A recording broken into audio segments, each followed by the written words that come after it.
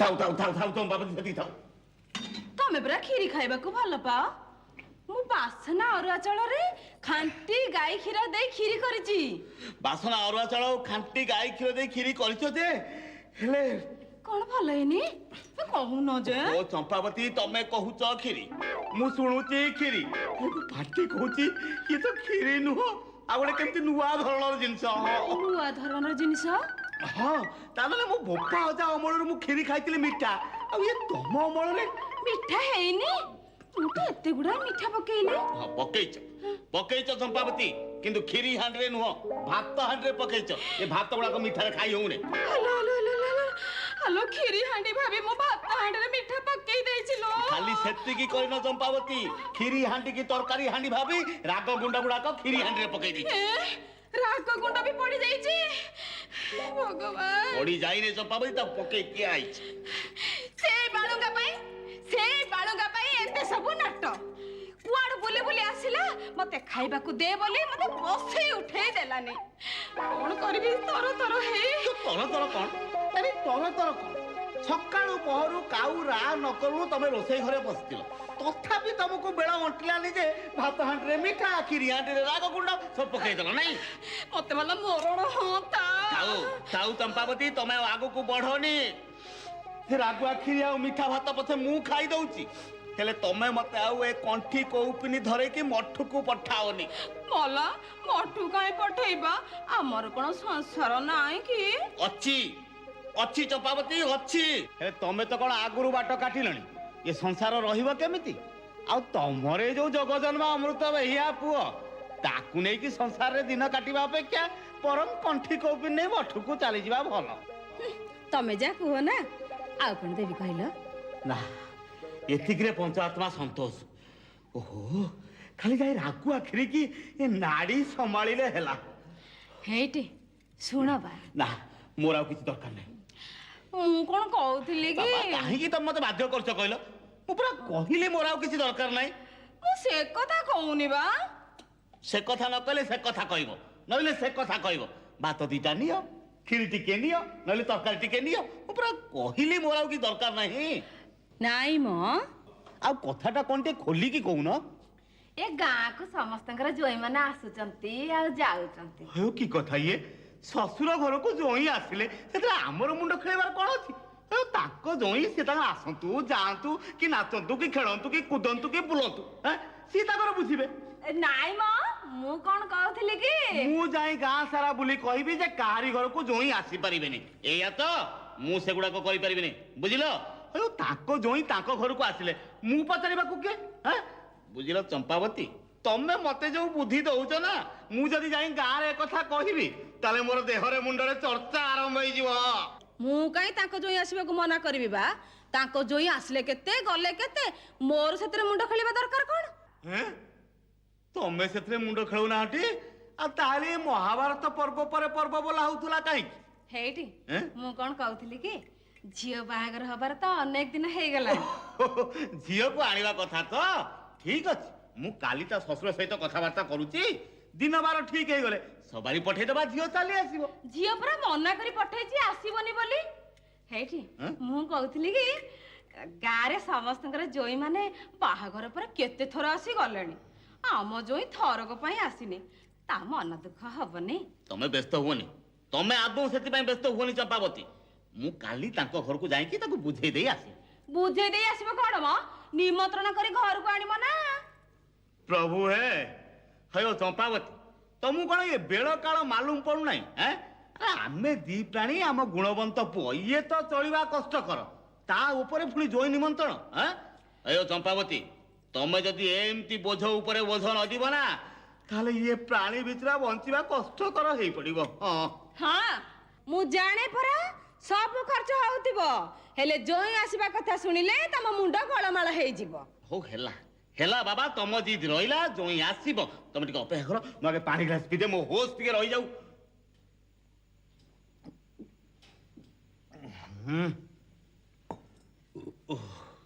ଭଲ ଭଲ, ଆଉ କାହିଁକି ଉଷ୍ଣା ହାଣ୍ଡି ଭଳିଆ ମୋଟାକୁ କରିଛ? କହିଲି ପରା ଜୋଇଁ ଆସିବ। ଆସିବ? ହଁ।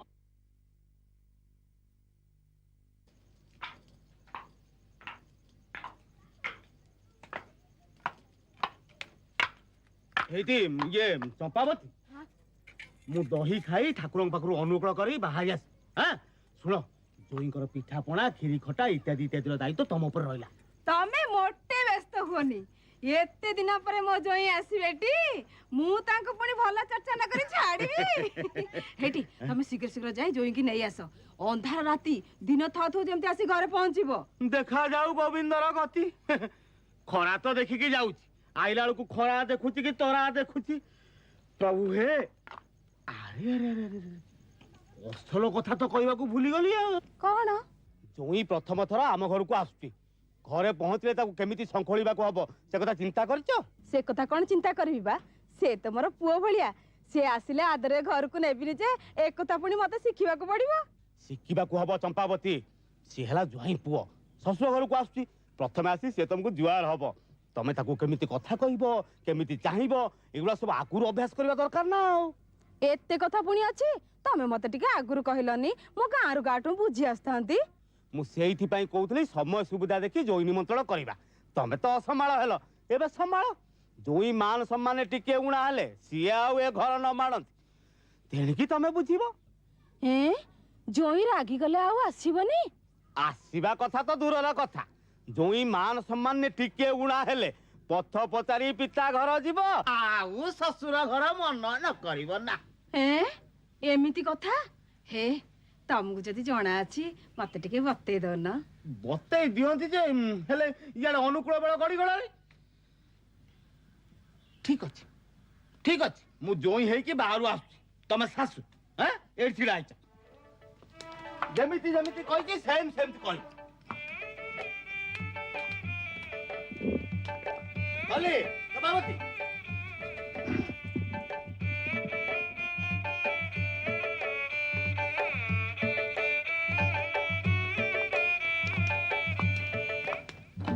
ପ୍ରଣାମ ବୋଉ। ଏମିତି ଅନେଇଛ କଣ କହୁନ? ମତେ କହିବାକୁ ପଡିବ ଆଉ କଣ ତମ ଲାଗି ମୁଁ କହିବି? ସେଇଆ କହିବି। କଣ କହିବ? କହିବି ଆସ ବାପା ଘରକୁ ଆସ। ଚମ୍ପାବତୀ ଟିକେ କୋମଳ ସ୍ୱରରେ ଓଢଣାଟା ଟାଣି ଟିକେ ମୁରୁକି ହସିକି କହିବ ଆସ ବାପା ଭିତରକୁ ଆସ ହେଲା ହେଲା ତ ଏଥର ମନେ ରହିଲା ମୁଁ ଆଉ ଥରେ ଆସୁଛି ଗଲି।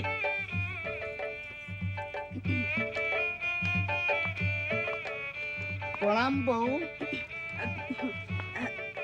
ଆସ ବାପା ଘରକୁ ଆସ। ବୁଝିଲେ ଚମ୍ପାବତୀ ଟିକେ ଧୀର ଗଳାରେ କୁହ କଣ କହିବଟି? ଆସ ବାପା ଭିତରକୁ ଆସ କହିଲ। ଆସ ବାପା ଘରକୁ ଆସ। ଏଇଥର ଠିକ ହେଲା ଠିକ ହେଇଛି। ଶୁଣ ହସଟା ଟିକେ ହେଲାନି କିଛି ଅସୁବିଧା ନାହିଁ ତମେ ସେ ହସଟାକୁ ଅଭ୍ୟାସ କର ମୁଁ ଚାଲିଲି।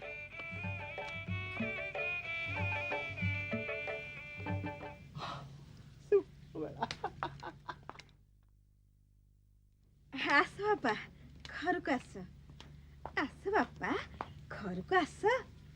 ଆସ ବାପା ଘରକୁ ଆସ। ଆଲମା ପ୍ରେମ ଯାଉଛି ବାପା।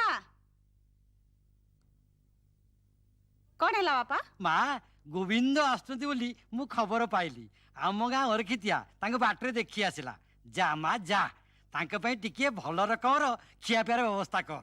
କୋଉ ଗୋବିନ୍ଦ ଆସୁଛନ୍ତି ବାପା? ସେଇ ମାନେ ଗୋବିନ୍ଦ। ଗୋବିନ୍ଦ? ଗୋବିନ୍ଦ କିଏ ବାପା? ସେଇ ଗୋବିନ୍ଦ ମାନେ ତୋ ବାପା ମୋ ବାପା ଆସୁଛନ୍ତି?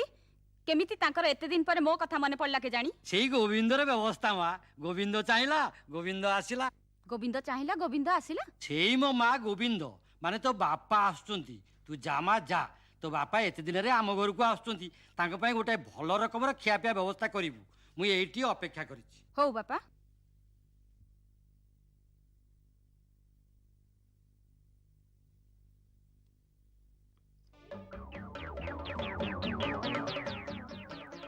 নমস্কার নমস্কার সমুদি। আরে গোবিন্দ গোবিন্দ ସମୁଦି ମତେ କଣ ଚିହ୍ନି ପାରୁନାହାନ୍ତି? ମୁଁ ଠିକ ଚିହ୍ନିଛି ଗୋବିନ୍ଦ। ମୁଁ ବୋହୁର ବାପ। ମୁଁ ଜାଣିଛି ଗୋବିନ୍ଦ। ସମୁଦି ମୋ ନା ଗୋବିନ୍ଦ ନୁହଁ, ମୋ ନା ଗୋପାଳ। ମୁଁ ଜାଣିଛି ମୋ ଗୋବିନ୍ଦ, ଜାଣିଛି। ସମୁଦି ମୁଁ ଗୋପାଳ। ସେଇ ଏକା ଗୋବିନ୍ଦ। ଆଲୋ ମା ପ୍ରେମ, ତୋ ବାପା ଆସିଛନ୍ତି ପରା, ଲୋଟାଏ ପାଣି ଆଣିଲୁ ମା, ତୋ ବାପାଙ୍କ ଗୋଡ଼ ଧୋଇଦବୁ। ଗୋବିନ୍ଦ ତୁମେ ଏଇଠି ଛିଡ଼ା ହୁଅ, ମୁଁ ବୋହୂକୁ ପଠେଇ ଦଉଛି। ନା ନା, ବେଶୀ ଦିନ ତ ହେଇନି, ଇଏ ଅଳ୍ପ କେଇଟା ଦିନ ବାହାଘର ଭିତରେ ସମୁଦି କଣ ମୋ ନାଁ ଭୁଲିଗଲେ? ହୟ ମତେ କଣ ଡାକୁଛନ୍ତି ଗୋବିନ୍ଦ? ବାପା ହଉ ହଉ ହଉ, ହେଲା ମା ହେଲା, ଉଠ। ଚାଲ ବାପା, ଗୋଡ଼ ଧୋଇବ। ଚାଲ।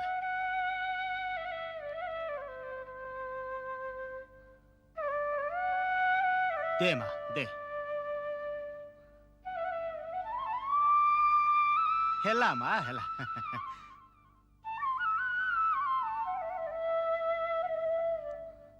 ଏତେ ଦିନ ପରେ ତମର ମୋ କଥା ମନେ ପଡିଲା ବାପା? କଣ କରିବି ମା, ତୁ ତ ଜାଣୁ ଘରକୁ ମୁଁ ଏକୁଟିଆ, ଯୋଉ କାମ ନ ଦେଖିବି ସେ କାମ ହବନି। ବେଳ ହେଲେ ତ ଆସିବି। ତୋ ବୋଉ ଜିଦ୍ କଲା ଜୋଇଁକି ଟିକେ ଘରକୁ ଡାକିବ ବୋଲି, ସେଇଥିପାଇଁ ପରା ସବୁ କାମ ଛାଡ଼ି ଦେଇକି ଆଇଛି। ବୋଉ ଦେହ ପା ଭଲ ଅଛି ତ? ହଁ ଭଲ ଅଛି। ଆଉ ମକୁ? ତା କଥା ପଚାରନା ମା, ପଚାରନା, ତା କଥା ନ କହିଲେ ଭଲ। ଆଉ ତୋ ଦେହ ପା ଭଲ ଅଛି ତ? ହଁ, ମୁଁ ଏଟା ଖୁବ ଭଲରେ ଅଛି। ତୁ ଯା ମା, ତୋ ବାପାଙ୍କ ପାଇଁ ଖିଆ ପିଆର ବ୍ୟବସ୍ଥା କର, ମୁଁ ତୋ ବାପାକୁ ନେଇ ଭିତରକୁ ଯାଉଛି। ହଉ ବାପା। ନିଅ ଗୋବିନ୍ଦ। ଗୋବିନ୍ଦ? କିଏ ଗୋବିନ୍ଦ କି ଜିନିଷ ସମୁଦି? ଦେଖନ୍ତୁ ଦେଖନ୍ତୁ ସମୁଦି, ମୋର ଗୋବିନ୍ଦ ଫୋମିନ୍ଦ ଚଳେ ନାହିଁ, ତବ ତ ଟିକେ ଲେମ୍ବୁ ପାଣି ଖାଲି ଦିଅ। ଇଏ କିଛି ନୁହେଁ, ସେଇ ଲେମ୍ବୁ ପାଣି ସରବତ।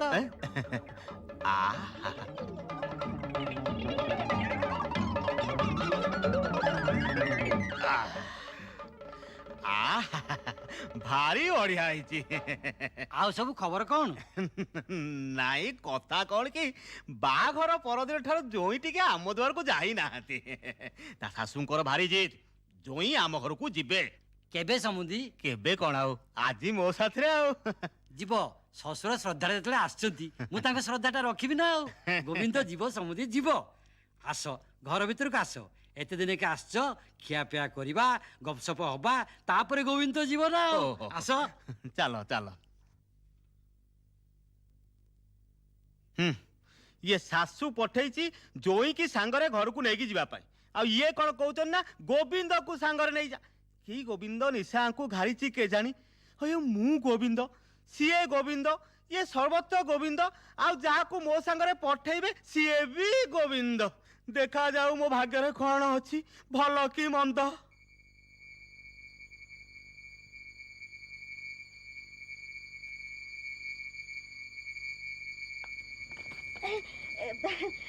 ଆସ ବାପା, ଆସ। ଚମ୍ପାବତୀ, ମୁଁ ଜ୍ୱାଇଁ ନୁହଁ, ଜ୍ୱାଇଁଙ୍କ ଶ୍ୱଶୁର। ମୁଁ ଭାବିଲି ଜ୍ୱାଇଁ ଆସିଗଲେ ବୋଲି ନାଇଁ। ଏ କେତେ ଅନ୍ଧାର ରାତିକି ପୁଣି ଆଖି ଦୋଷ, ଶ୍ୱଶୁରକୁ ଜ୍ୱାଇଁ ବୋଲି ଭାବି ନଉଛ। ତମେ ତ ଆସିଲ, ଆଉ ଜ୍ୱାଇଁ? ଆସୁଛନ୍ତି ଆସୁଛନ୍ତି, ଗ୍ରାମ ଦେବତୀଙ୍କ ପାଖରେ ପ୍ରଣାମ କରି ଆସୁଛନ୍ତି। ଆଉ ମୋ ଝିଅ ଭଲ ଅଛି? ଖୁବ ଭଲରେ ଅଛି। ହେଉ ଚମ୍ପାବତୀ, ଜୋଇଁ ପାଇଁ ବି କିଛି ଖାଇବା ପିଇବାର ବ୍ୟବସ୍ଥା କରିଛ ଟି? ମଲା, ସେ କଥା ଆଉ କହିବାକୁ ଅଛି? ହଏ, ପ୍ରଥମ ଥର ପାଇଁ ମୋ ଜୋଇଁ ମୋ ଘରକୁ ଆସୁଛନ୍ତି, ଆଉ ମୁଁ କରିବିନି? ଏଇଠି ପିଠା, କ୍ଷୀରି, ମାଛ ବେସର, ମାଛ ମହୁର, ମାଛ ଭଜା, ମାଛ ତରକାରୀ, ଦହି ମାଛ, ଆଉ ପଲଉ ବି କରିଦେଇଛି। ପ୍ରଭୁ ହେ, ପାରି କର। ହଉ ଚମ୍ପାବତୀ, ଏତେ ପ୍ରକାର ବ୍ୟବସ୍ଥା ନ କରିଥିଲେ କଣ ଚଳି ନଥାନ୍ତା? ତମେ କି କଥା କହୁଛ କହିଲ? ଇଏ ଆଉ କୋଉ କୁଣିଆ ହେଇନାହାନ୍ତି ଯେ 2-3 ପ୍ରକାର କଲେ ଚଳିଯିବ। ଇଏ ଜୋଇଁ କୁଣିଆଟି। ଠା ପରେ ଠା କର, କିଏ ମନା କରୁଛି? ହଉ ଚମ୍ପାବତୀ, ଏ ଦୀପରେ ତେଲ ଥିଲା ପର୍ଯ୍ୟନ୍ତ ଯେତେ ତେଜୁଥବ ସେତେ ଜଳୁଥବ, ଆଉ ଯୋଉଦିନ ତେଲ ସରିଯିବ ତାପରେ ତ ଠପ୍ କିନା ଲିଭିଯିବ, ଆଉ ତମେ ଅନ୍ଧାରରେ ଘାଣ୍ଟି ହଉଥବ। ଆଚ୍ଛା ଚମ୍ପାବତୀ, ଘରେ ତ ଏତେ ପଇସା ପତ୍ର ନଥିଲା, ତମେ ଏସବୁ ଜିନିଷ ପତ୍ର ଆଣିଲ କୋଉଠୁ? ସବୁ ବାକି କରି ଆଣିଛି, ସମସ୍ତଙ୍କୁ କହିଛି ତମେ ଫେରିଲେ ଦବ ବୋଲି। ଭଲ କରିଛି, ଭଲ କହିଛ ଚମ୍ପାବତୀ। ଏଇନେ ଯେତେବେଳେ ସମସ୍ତେ ଆସି ଜନ୍ଦା ପିମ୍ପୁଡି ଭଳିଆ ମୋ ଚାରିପଟେ ପଇସା ପାଇଁ ଘେରିବେ, ମୁଁ ସେମାନଙ୍କୁ ଆଣିକି ଦେବି କୋଉଠୁ? ସେ କଥା ମୁଁ କେମିତି କହିବି? ତମେ କିଛି ବ୍ୟବସ୍ଥା କରିବ ନା। ଠିକ ଅଛି, ତମେ ଜୋଇଁର ବ୍ୟବସ୍ଥା କର, ମୁଁ ମୋ ବ୍ୟବସ୍ଥା କରିବାକୁ ଚାଲିଲି। ଆରେ ଆରେ ଆରେ, ଏଇ ତ ଜୋଇଁ ଆସିଲେଣି ଆଉ। ହେଲା ହେଲା ହେଲା ବାପା, ଆସ ଆସ। ଚାଲ ବାପା, ଘରକୁ ଚାଲ।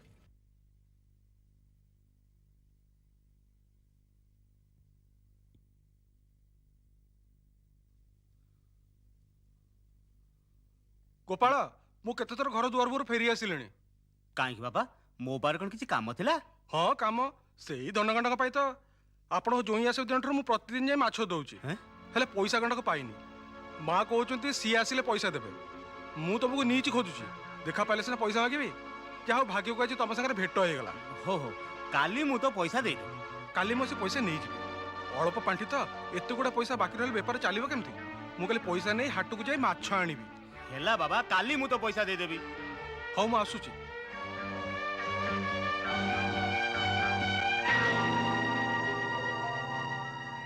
ଆରେ ଗୋପାଳେ, ନମସ୍କାର। ପାଇଗଲି। କାଇଁ ଆପଣଙ୍କୁ ମୁଁ ଗାଁଟା ସାରା ଖୋଜି ଖୋଜି ଆସୁଛି, ଏଇଠି ପାଇଗଲି। କାଇଁ ମୋ ପାଖରେ କଣ କିଛି କାମ ଥିଲା? କାମ?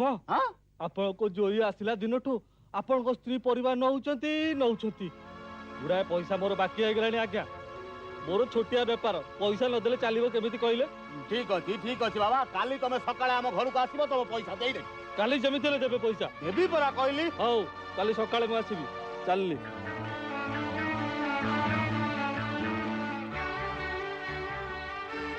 हे प्रभु, माँ जगदम्बा, काईकि ए प्राणी की माँ कलबल करके मारुचु कहलु? देखा गलानी आउ किछि जदी दिनी जदी जोई रहिबो, ताल तो भिक मागिबाकू पड़िबो, नहले कंठी कोपिनी धरिकी मठ देखिबाकू पड़िबो।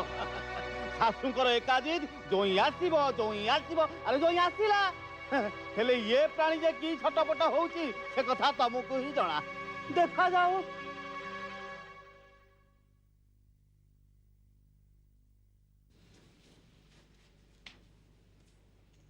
ओहो, ହଇଏ ତମେ ସକାଳ ପହରୁ ଯାଇଛ ଯେ ଏବେ ଆସୁଛ?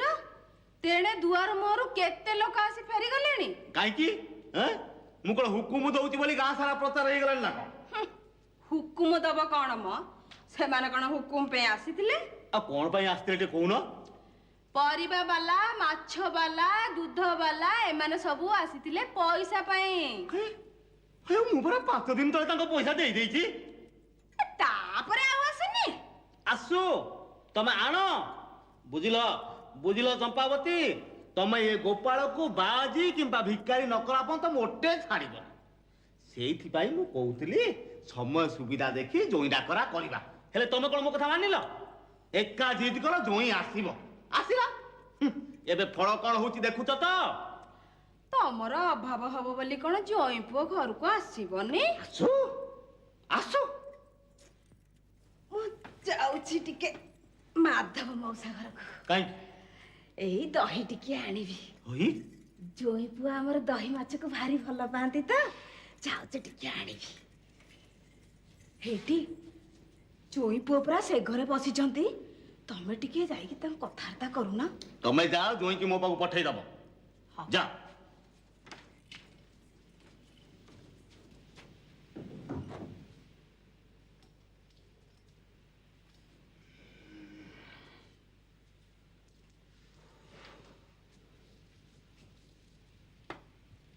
प्रभु आउ केते दिन ए दशा मो भाग्य भोगिबाकू अछि केजाणी। आज यार किछि गोटे उपाय करिबा। मते डाकिथिले बापा? हाँ, बस बापा बस। आ बापा, आम घर को आसला दिन किछि असुविधा होनी तो? नाई, सेमिति किछि असुविधा हेनी। हेले बापा, आपण बेले बेले एकुटिया बसी कोन भाबुचंती? आपनकर कोन असुविधा हेछि? असुविधा किछि नाही जे, तबे कोन कहूनाती? मु कोन आपनकर पुन हुए? जदी किछि असुविधा हेताय सेति मु साहाय्य करि परंती। हाँ, ता अवश्य। ये कथा कोन कि बापा, आम बाड़ी पटे गोटे लेंबू गछ अछि। से गछरे गछे लेंबू फली थला। आमी जे ताकू बिकी थाते ना, अनेक धन पाई थाते। तो गोटे बदमाश चोर ସବୁଦିନ ସେ ଲେମ୍ବୁକୁ ଚୋରି କରୁଛି। ଧରି ପାରୁନି ରେ ବାପ ମୁଁ ତାକୁ। ଆପଣ ଜମା ବ୍ୟସ୍ତ ହୁଅନ୍ତୁନି ବାପା, ଆଜି ସନ୍ଧ୍ୟାରେ ସେ ଚୋରକୁ ମୁଁ ନିଶ୍ଚୟ ଧରିଦେବି। ପାରିବୁ ବାପା, ତୁ ତାକୁ ଧରିଦବୁ? ଦେଖ ବାପ, ତୁ ଯଦି ତାକୁ ଧରିଦବୁ ନା, ମୁଁ ତାକୁ ସାତ ବେଣ୍ଟିଆ କରିକି ଚୂନ କଳା ଲଗେଇକି ଗାଁ ଦାଣ୍ଡରେ ବୁଲେଇବି। ହଁ ଆଚ୍ଛା ବାପା, ସେ ପରିଡ଼ା ଘର ମଉସା ମତେ କାହିଁ ଡାକିଛନ୍ତି? ମୁଁ ଟିକେ ଯାଉଛି ତାଙ୍କ ଘର ଆଡେ ବୁଲି ଆସି। ଯାହା ବାପା ଯା, ସଦାରେ ଯେତେବେଳେ ଡାକିଛନ୍ତି ବୁଲିଆ ଯା। ଆସିଛି ବାପା।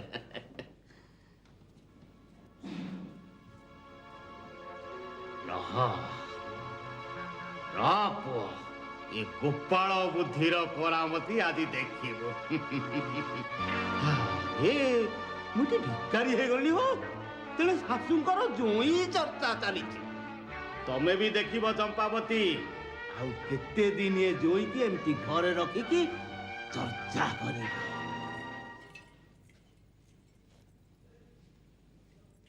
ଏ ଜୋଇଁ ପୁଅ କୁଆଡେ ଗଲେ କି? ଏ ପରିଡ଼ା ଘର ବୁଢା ଡାକିଥିଲେ, ସେଇଠିକି ଯାଇଛି, ଆସିବି। ହଉ ତମେ ଏଠି ବସିଥାଅ, ମୁଁ ଯାଇ ଦେଖେ, ତେଣେ ମୋର ମାଛ କାଟିବାକୁ ଅଛି। ଯା ରୁହ, ଆଜି ସନ୍ଧ୍ୟା ବେଳକୁ ଅପେକ୍ଷା କର, ସନ୍ଧ୍ୟା ବେଳକୁ ତ ମଜା ଦେଖିବ।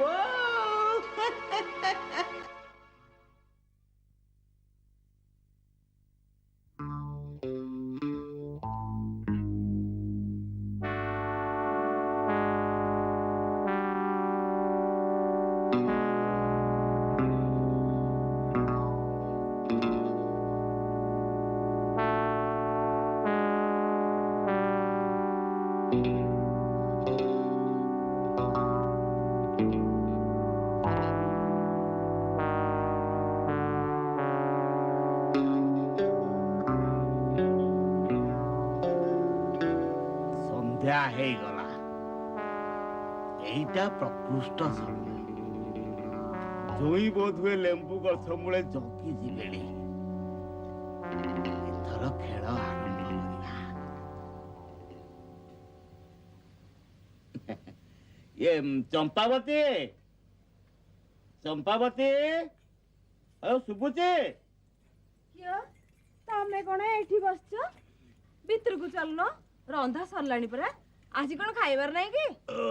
ନା ବୁଝିଲ ଚମ୍ପାବତୀ, ପେଟଟା କାହିଁ ଭାରି ଗଣ୍ଡଗୋଳିଆ ହେଇଛି। ତମେ ଗୋଟେ କାମ କର, ବାଡ଼ି ପଟକୁ ଯାଇକି 2-4ଟା ଲେମ୍ବୁ ନେଇ ଆସ, ସେଆକୁ ସରବତ କରିଦିଅ, ମୁଁ ପିଇଦେଲେ ମୋ ପେଟଟା ଭଲ ହେଇଯିବ। ହଉ ହଉ, ମୁଁ ତମ ପାଇଁ ସାଙ୍ଗେ ସାଙ୍ଗେ ଲେମ୍ବୁ ସରବତ ନେଇ ଆସୁଛି।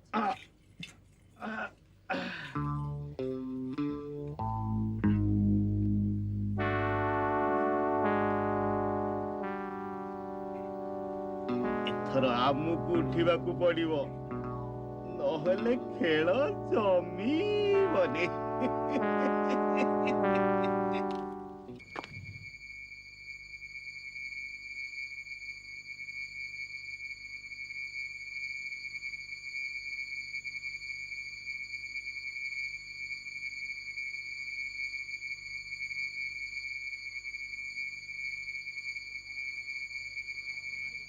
ଆଜି ଧରା ପଡିଛୁ, ଯେତିକ ଲେମ୍ବୁ ନେଇଛୁ ସବୁ ତୋଠୁ ଆଜି ଆଦାୟ କରିବି।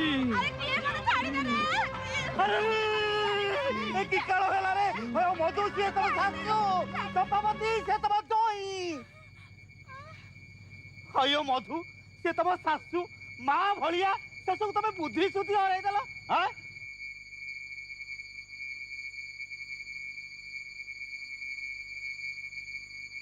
ଦେଖୁଛ ଦେଖୁଛ ଚମ୍ପାବତୀ, ଆଜିକାଲି କାଳ ବେଳ କଣ ହେଲା?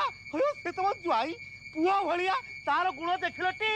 ଖୁଆ ଖୁଆ, ମାଛ ଭଜା, ମାଛ ତରକାରୀ, 6 ତିଅଣ 9 ଭଜା କରିକି ଖୁଆଅ। ହାୟ ରେ ଗୋବିନ୍ଦ, ଏ ଆଖି ଆଜି କଣ ନ ଦେଖିଲା ରେ? ଶୁଣ ଶୁଣ ଚମ୍ପାବତୀ, ଓଡ଼ିଶାଙ୍କ କାନକୁ ଏକଥା ଯିବା ପୂର୍ବରୁ ସେ ଅଲକ୍ଷଣାକୁ ଶୀଘ୍ର ଏ ଘରୁ ବିଦା କର, ଯାଅ। ସେ କଥା କହିବାକୁ ଅଛି, ସକାଳ ହବା ଆଗରୁ ସେ ଘରୁ ଯିବ ଯିବ ଯିବ। ଗୋଟେ ଗ୍ରହ ଗଲା। କଣ କହିଲ? ନାଇଁ ନାଇଁ, ସେ କିଛି ତମେ ବୁଝିପାରିବନି। ତମେ ଯାଅ, ସେ ଅଲକ୍ଷଣାକୁ ଏ ଘରୁ ଯିବାର ବ୍ୟବସ୍ଥା କର, ଯାଅ। ସେଇ କଥା ହବ।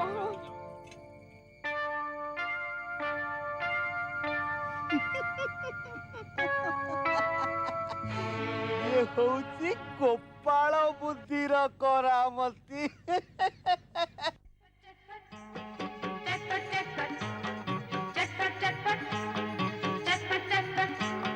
चटपटिया रे गोपालिया से बोका बनाए रे गोपालिया नटखट नटखट नटखट नटखट नटखट नटखट नटखट नटखट बड़ नट खटिया रे गोपालिया से बड़ बुद्धिया रे गोपालिया उतर कहे चटपट चटपट चटपट चटपट बुद्धि देसिए चटपट चटपट चटपट चटपट हंसा उठाए चटपट चटपट चटपट चटपट देखो देखो देखो अरे देखो गोपाल रहस्य कथा